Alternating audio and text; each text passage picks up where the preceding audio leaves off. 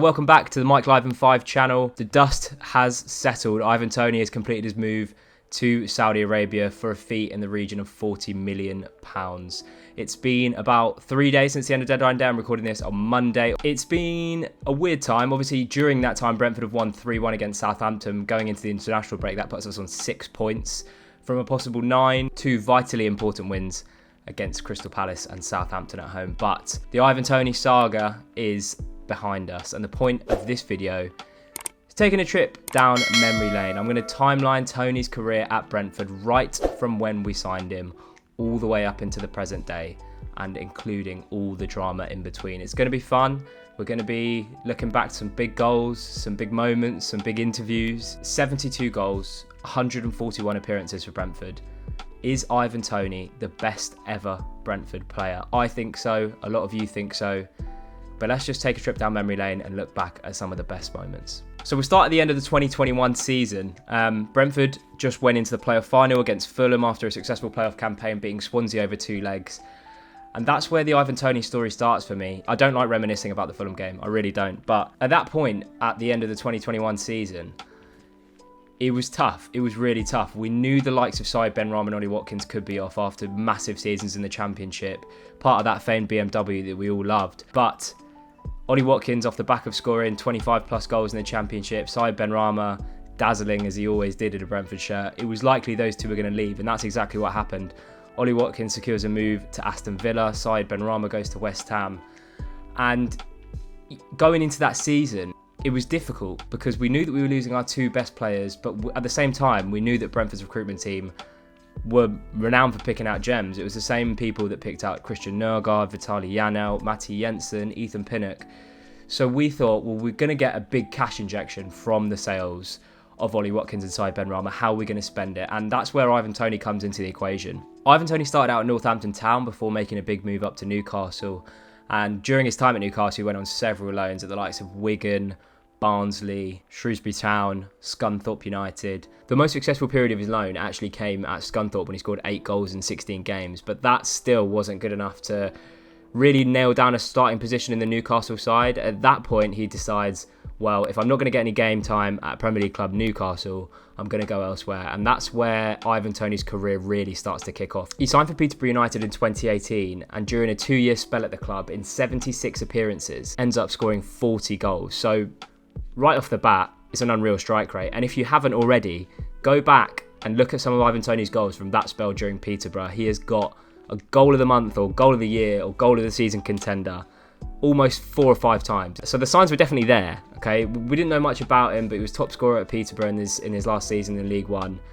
And it wasn't all plain sailing in terms of the transfer. There were multiple stories breaking. I think we actually went after him quite early in the window and ended up cooling off the interest, or maybe that came as a result of him wanting to move to a bigger club. I think his agent came out and said, or there's some quotes somewhere that I'm sure that he said, in terms of him holding out for a move to a Premier League club. But enter Thomas Frank, and it's the pitch that Brentford fans have become so accustomed to hearing about. When Thomas Frank gets you in a room and tells you about his plans, more often than not, he gets the man. And there's multiple times I've seen multiple interviews with Thomas Frank, and he's talked about the process of getting Ivan Toney to Brentford. He said, if you come to us, you score 30 goals, we go up. We play together in the Premier League. If you don't, you score 30 goals and you get your move to a Premier League club. And it is a slow start for Ivan Toney at Brentford. In the first 3 games against Fulham, Birmingham and Huddersfield, he draws blanks in all 3. And we ended up losing against Fulham and Birmingham. So not the best of starts. And there were, I don't want to say murmurs, but there was definitely a few people maybe questioning why we'd sign this player for 5 million going up to 10. He doesn't look up to it. But there was a turning point. The goal against Millwall, a penalty, that really just set his career at Brentford alight. He scores, he dispatches it, and I think he came out and said afterwards that that penalty was really helpful in terms of getting off the mark. After that penalty against Millwall, though, he goes on a run of 3 games against Preston, Coventry and Sheffield Wednesday, scoring 2 goals in each of them, which took his tally to 7 goals out of the first 6 games. And then we're thinking, you know, the script kind of just flips immediately. You go from thinking, well, why have we spent this money on a striker? Is this really going to be our Ollie Watkins replacement? To, okay, Bagsman. He is going to score us a lot of goals. And that's exactly what he did in that season, forging relationships with different players. I remember I was looking at some highlights in preparation for this video, and some of the relationships he forged that season with the likes of Josh Da Silva, Rico Henry, Tariq Fosu, who we ended up never seeing again really in a Brentford shirt after that season. But it was spectacular. We played some of the best football, I would say, the Championship has ever seen. And I say that with my Brentford hat on. Obviously, I'm a Brentford fan, I'm going to say that. But the football that Brentford played in those two Championship seasons, when we had the BMW in 2021 and when we had the 21-22, Ivan Toney, Brian and Bumo, that kind of mix, the football was fantastic. And I say it all the time on our podcast, it's credit to Thomas Frank because he's got two styles of playing. He obviously prefers to play the way that we did in the Championship, but he can do that with Ivan Toney and Ollie Watkins, two completely different strikers. But even though they've got different profiles, he knows how to get the best out of each of them. And I feel like Thomas Frank's relationship with Ivan Toney is something really important. Anyway, fast forward, we're absolutely flying in the Championship. We don't end up getting automatic promotion. Norwich and Watford kind of creep away towards the end of the season in typical Brentford fashion. It was kind of in our hands at one point, but this is Brentford Football Club. We've been through this before. So it wasn't too surprising that we were going into another playoff campaign. And our record in the playoffs, this was the 10th time, 9 times failed. So it wasn't sheer optimism going into it. And the first game against Bournemouth away didn't do much for that either. Ended up losing 1-0. Just imagine this. Back to the G-Tech, we're 1-0 down. Brentford have come off the back of a playoff final loss against our biggest rivals the season before. We're 1-0 down in the first leg of the playoff semi-final in the consecutive season. And we then go 1-0 down in the second leg against Bournemouth in the first 10 minutes because we've thrown everyone up from a corner and Arnaut Danjuma scores, putting us 2-0 behind in the game. Enter Emiliano Marcondes. The interview that we did with him was fantastic. So if you want to go and do that, shameless plug, go and check out the Ealing Road podcast. We had some great feedback on that. But Emiliano Marcondes wins a penalty in that game. Slightly dubious handball, but we take it. And as we know, Ivan Toney is ice cold from the spot. It's just ridiculous. His penalty record at Brentford, 23 out of 24. The only one he missed, I believe, being against Newcastle and Nick Pope. But he ended up scoring again in that game from the penalty spot. Just shows the character, the confidence, the arrogance that this man has. But when he stepped up against Bournemouth, there was no doubt in my mind that he was going to score. And that's exactly what he did. Shout out Asmir Begovic for his antics after the goal. That was absolutely hilarious. But just to make things even better, when the tide was turning, only 4,000 fans in the G-Tech that day, but it sounded like 30. Just to make things even better, Chris Mepham, who we actually had in our academy at Brentford, who was an outspoken QPR fan, gets himself sent off after Brian and Boomer races through 1-on-1. So Bournemouth down to 10, we're 2-1 down on aggregate. It was only a matter of time before we won that game, and that's exactly what we did. And Ivan Toney was instrumental, despite not getting the 2 goals. Obviously, Vitaly Janelt and Marcus Forss get the 2 that actually take us to Wembley. But what a day, and Ivan Toney, the star of it again, getting that first goal to kick things off. We then go into the final, and this is something that I want to talk about with Ivan Toney, because with everything that's gone on, you cannot doubt the player and you cannot doubt the memories that he has given us as Brentford fans. The playoff final at Wembley, I can't describe the nerves that I felt going into that game, and Ivan Toney put those nerves to bed within the first 10 minutes. Brian Mbeumo gets a penalty from a nice Sergi Canos pass. Ivan Toney steps up and he does what Ivan Toney does, ice cold from the spot. The celebration at Wembley, pointing to himself, pointing to the Wembley turf. To have that level of confidence, having signed for Brentford and just broken the Championship goal scoring record, it's running through him at this point.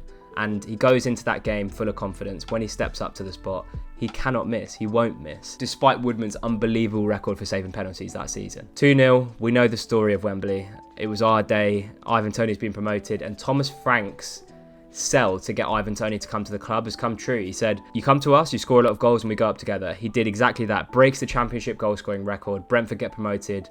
And we're in the Premier League. So I look at that first season in the Premier League, 21-22, as kind of a bedding in process for Ivan Toney. He ends up with 12 goals. I think his first one he got against Villa. It was good for him to get off the mark early, and the goal against Villa was very well taken. But I'd describe that season with the injuries that we had, with the goalkeeper situation. Brentford fans will know a lot about Alvaro Fernandez and how we feel about Alvaro Fernandez. There was just so many injuries that year, and it did look for a little spell like it could be tricky. We were starting Charlie Good at the back. We just lost to Norwich at home. Ivan Toney had been out sporadically throughout the season, but 12 goals I think is a respectable return for a striker coming up from the Championship to the Premier League, especially in a time now where that jump has never felt bigger, and there is cases in point of strikers coming up from the Championship not being able to do it at a Premier League level, i.e. Adam Armstrong against Brentford on Saturday down at the G-Tech when he missed one from about 6 yards out and completely air-kicked the ball. But anyway, I digress. We're moving on. The signing of Christian Eriksen really helped, and that was another relationship that he forged with just a player of that quality, we kind of knew it was going to happen. He comes into the side, Christian Eriksen's a level above everyone, but it contributes to the narrative that Christian Eriksen was the reason that Brentford stayed up that year, which is just, as we know, total bollocks. But yeah, Toney's contribution during those last few games with Christian Eriksen in the side, there were so many good goals. Obviously, the standout result being the one against Chelsea, the 4-1 victory down there, where Ivan Toney, Christian Eriksen, Vitaly Janelt, they were all on fire. I think Ivan Toney got a couple of assists, Eriksen scored, Janelt scored twice. That was an unbelievable day. But that season, I felt it was a nice bedding in process. He didn't look as sharp as I thought he would be in the Premier League just because of how good he was in the Championship, but it was all to come, as we'd find out the following season. So, 2-2 draw with Leicester on the first day. Ivan Toney scores the first of that day. Josh Da Silva gets a second to give us a point on the first day of the 22-23 season from 2-0 down. Moving on to probably what is considered one of our most iconic wins so far in the Premier League. 4-0 at home against Manchester United on a day where Matty Jensen, Ivan Toney, Bryan Mbeumo, everyone on the pitch was just tormenting, giving Cristiano Ronaldo a front seat to a 4-0 demolition. Now, the fourth goal in that game, Bryan Mbeumo makes it 4-0 before half-time, and he'll get a lot of the credit because it was a fantastic finish and he gets away from Luke Shaw really well. But what I want to speak about is Ivan Toney's ability after Matty Jensen hoofs the ball up, Toney reads it well, but the ball just comes down at such an angle, and Ivan Toney he lets the ball bounce once, and he thinks he's only got Bryan Mbeumo across. So he has to play an inch perfect pass on the half volley with his left foot.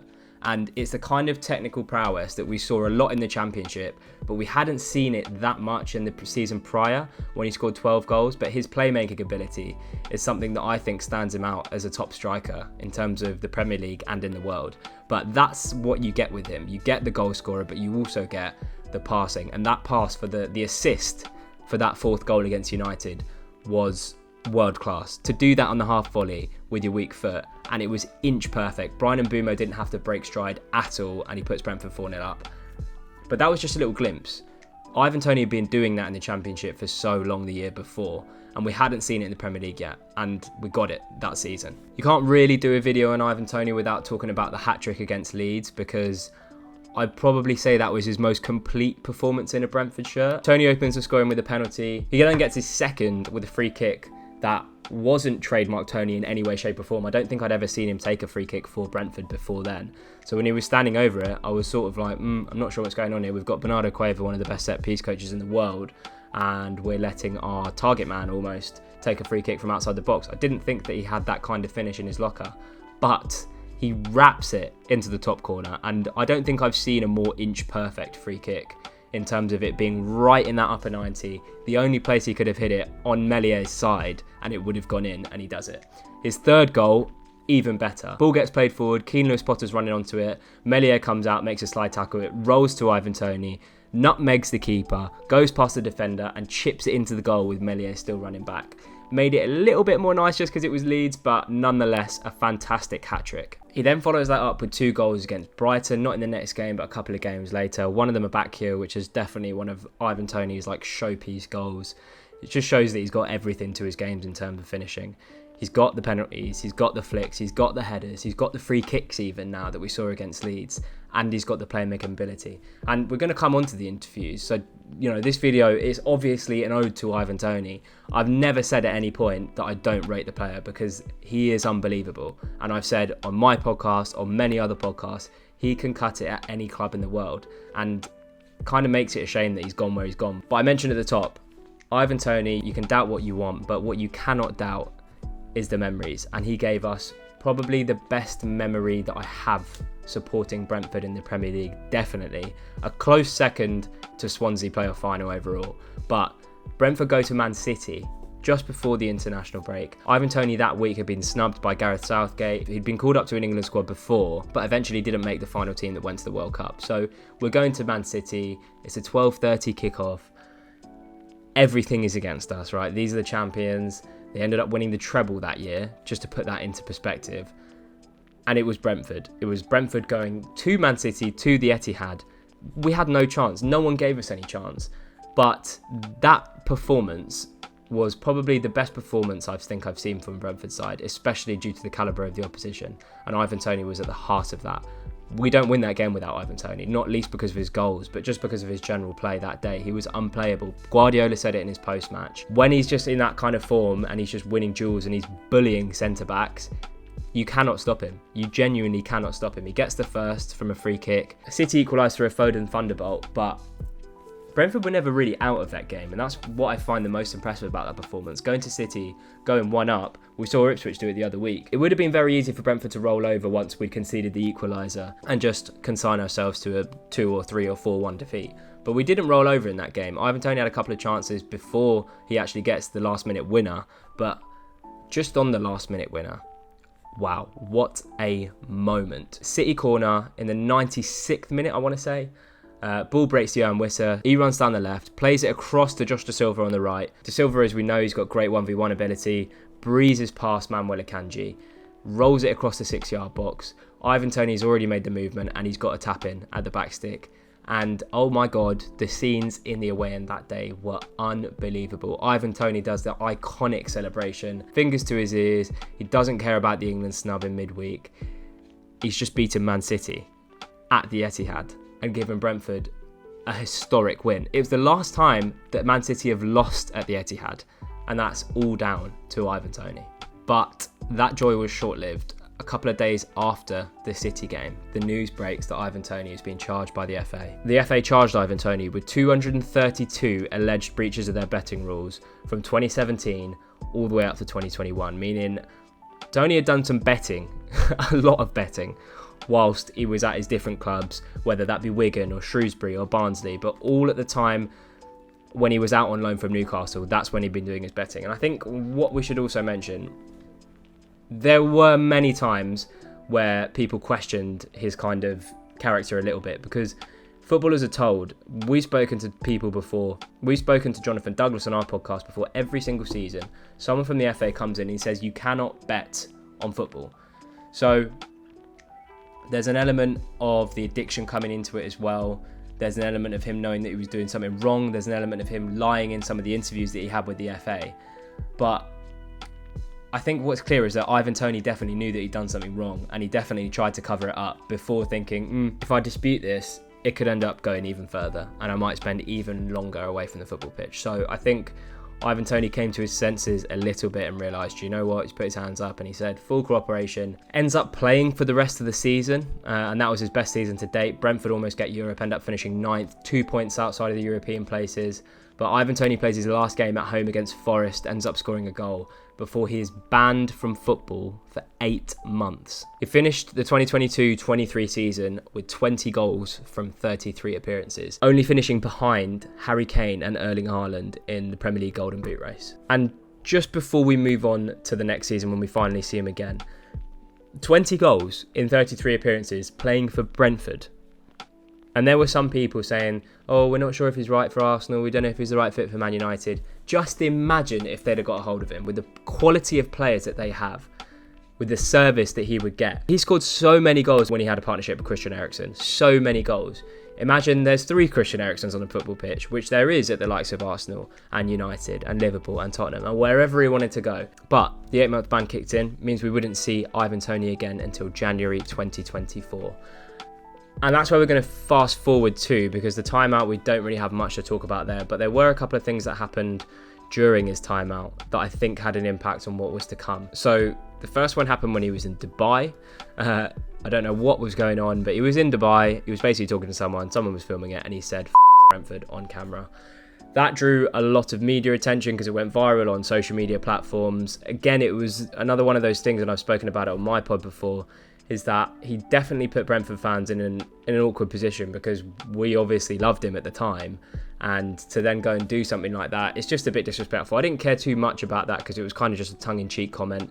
Then there was another video when he said he didn't play anywhere exciting, but I'm still at this point giving him the benefit of the doubt. It was a stupid thing, he was on holiday, I don't know what he was trying to do, but that's water under the bridge as far as I'm concerned. What comes next are the interviews. I think he does 4 during that kind of 2-week spell when he was about to return to football, and the media storm was massive. In each of his interviews, he's asked about his future, and I don't think there was one point where he said in any of those interviews that he was focused on playing for Brentford. At all points, he was kind of alluding to wanting to play for a top club and wanting to fight for titles. He even joked about moving to Real Madrid at one point. And it was just a little bit distasteful, in my opinion, during a time where it really looked like Brentford were in a relegation fight with all the injuries that happened last year.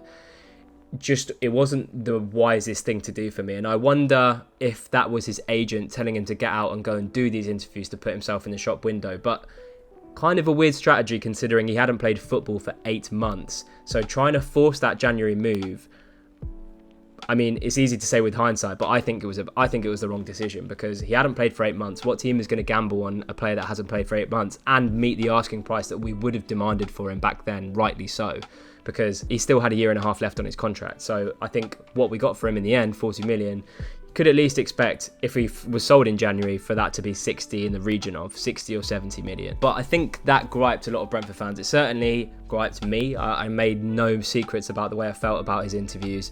It was a good way to piss off a large section of the fan base, and that's exactly what he did with them. And it wasn't like he just did it once and saw the reaction and then stopped. The fact that there were consecutive interviews, he got the reaction from the first one and then it happened again and again and again. There are so many tweets that I could pull up of people saying, can this guy just not shut up? Like, it was getting to a point when it was a little bit weird. He could see that he's annoying people, and if anything, it didn't do much for his perception in the public eye, for sure. Anyway, let's get back to the football. He returns against Nottingham Forest in a 3-2 win that night. Obviously, in typical Ivan Toney fashion, scores on his return with a free kick.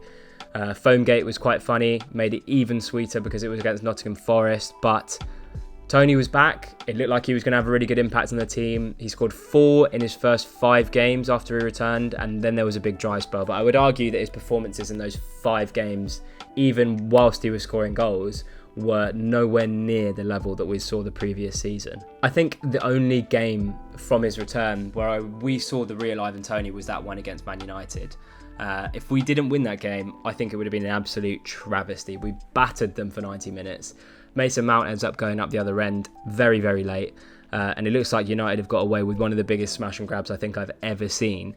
But Ivan Toney picks the ball out of the air from a pass from Saman Ghoddos, sidesteps to Sandro Martinez, who he had on strings ever since he came on, pulls it back for Chris Ayer, and we get the equaliser 1-1. The season from there, we got a couple of points against Villa and United and Brighton. We got the big win away at Luton. Another big win followed up at the G-Tech against Sheffield United. And at that point, I think we kind of all knew that we were safe. But in terms of Ivan Toney's comeback, it was very underwhelming. And I think even he would say that. And maybe that contributed to the lack of interest at the end of the season. But who knows? Let's move on to the Euros. And I feel like this is maybe one of the saddest aspects of this. I think as Brentford fans, we all knew that Ivan Toney would leave one day. That's the model of our club. We buy cheap, we sell big, we pick up these gems and we sell them onto teams who have got more money and they can afford to pay wages and they're fighting for Champions Leagues and Premier Leagues and cups and trophies. That's Brentford's model. I never thought for at any point that Ivan Toney would stay at Brentford his whole career. Never, ever, ever. I'd already gotten over him leaving after he scored 20 goals in the Premier League. It was just that ban that got in the way. And I feel like that's really, when looking back on Ivan Toney's career at Brentford, that's the watershed moment. And I think now that he's gone to Saudi at the age of 28, he's probably going to look back on his career. And that is the watershed moment because he's lost a year of football. And in his best year of football, that's when he got the ban, after his best year of football. So moving on to the Euros, I was surprised to see him in Gareth Southgate's squad. I thought after Ollie Watkins had such a dominant season in the Premier League, scoring for Villa, and Dominic Solanke for scoring for Bournemouth, Ivan Toney's inclusion, whilst it was amazing to see, it was a bit of a trip just seeing a Brentford player playing for England the first time when he got called up. The fact that he didn't get any minutes that time was a bit gutting. But when he got called up to the squad prior to the provisional squad and he played against Belgium and he scored, it was just amazing to see someone that you'd watched for 3 years play for your club playing for England at a major tournament. And it's something that I've spoken about in the podcast before. I feel like as Brentford fans, I don't know about everyone else, but I'm certainly way more invested in England than the normal fan just because we don't get those kind of big games. And with England at major tournaments, those are big games. So seeing someone representing Brentford for the country you're so invested in at major tournaments, it was just huge. And credit to him. He had such a fantastic Euros. I think he contributed massively, but definitely deserved more game time, especially due to Harry Kane's form. But he played a role. He scored a penalty against Switzerland. He assisted Harry Kane's goal in the round of 16. He was, for the role, for what he was brought in to do, I think he did it. But definitely, he should have gotten more game time under Gareth. After the Euros, it was kind of like that tournament may have revitalised the interest in Ivan Toney. Coming off the back of that season, 4 goals in 17 appearances, not what he wanted. But then he goes to the Euros and he makes quite a big impact with very little game time. You're thinking, okay, maybe there's going to be suitors, but no one came. There was interest from Chelsea. There was supposed to be interest from Arsenal. Spurs went for Solanke. It was just like all the options that Ivan Toney had were just disappearing in front of him. And suddenly Saudi Arabia became interested and they're offering big money. There's reports that Toney's wage demands were quite high. It wasn't going to fit with Chelsea's new wage structure. And I think once Spurs went for Solanke, that's when I thought, okay, maybe he's not going to be in the Premier League. But Al Ali come in, they're willing to pay the money, 40 million. And that's where he is. It feels like such an anticlimax for such a good footballer. Ivan Toney's career, we don't know if he'll come back to the Premier League, but going to Saudi in the prime of your career at 28, off the back of an amazing season in the Premier League, it's a coup for the PIF. But in terms of, for him, I understand why he's gone. If no one's interested in England, why would you not go and set your family up for life? He couldn't have been on that big money at Brentford. So I do understand the decision, but in terms of the ambition side of it, I saw a lot of people saying, why doesn't he stay at Brentford, see out his contract and then go for free next year? I do see that, but who are we to say, oh, that's the easy decision to make when they're offering money like that? I think it's very difficult to put yourself in a footballer's shoes in that instance, because we're not being offered £300,000 a week. We're not being offered that kind of money. But it is an anticlimax for him in terms of his footballing career. It just looked like, off the back of a successful Euros with England and with Kane coming towards the end of his career, that Ivan Toney could be considered as the natural successor to Harry Kane for England. It looked like Ivan Toney was destined to compete in the Champions League. It looked like he was destined to win a Premier League title at one point. And that might sound outrageous to a non-Brentford fan, but for us, I think everyone would agree that having watched him week in, week out, especially during the Championship season and during his second season in the Premier League, when that man is on the top of his game, he is a world-class striker. And for me, that's just what makes it so disappointing that he's gone to Saudi, because he just won't get those opportunities again, especially under a new manager. Maybe it might have been possible if Gareth Southgate had won the Euros and he stayed with England, but under Lee Carsley, I think it's a bit of a stretch to consider him for the England squad coming up. But just to kind of wrap things up, Toney was a fantastic servant for Brentford. Definitely the best player that I've seen put on a Brentford shirt, but I think a lot of even the older fans would say probably the best player that's ever put on a Brentford shirt. And it just seems like there were things that happened that contributed to some ill will amongst the fans, and his exit was all a little bit underwhelming, not least because we didn't get to say goodbye to someone, but because there had been instances, i.e. the interviews, the videos that came out, that kind of made there a little bit of tension between Ivan Toney and Brentford fans. I feel like those interviews definitely tainted his legacy at Brentford. Because at the point where you were coming back and we'd stuck by you that whole time, there was only one way to act in those interviews, and it was, I'm focused on getting Brentford out of trouble this season.